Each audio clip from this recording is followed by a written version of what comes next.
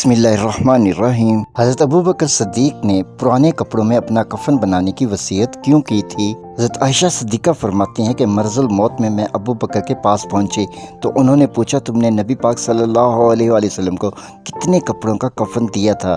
جواب دیا، 3 سفید کپڑوں میں، اس میں نہ قمیص تھا اور نہ ہی عمامہ تھا۔ پھر پوچھا کہ رسول اکرم صلی اللہ علیہ وسلم نے کس دن وفات پائی تھی؟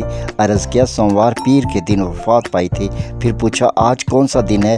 بتایا گیا آج سوموار یا پیر کا دن ہے۔ آپ نے فرمایا، پھر مجھے امید ہے کہ میں آج رات تک وفات پا جاؤں۔ پھر اس کپڑے پر نگاہ کی جو مرض کی حالت میں پہنے ہوئے تھے، فرمایا کہ اسی کپڑے کو دھو کر اور مزید 2 کپڑوں سے میرا کفن بنانا۔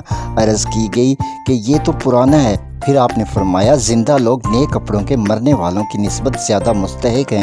پھر اسی دن آپ نے وفات پائی۔ بخاری شریف حدیث نمبر 1387۔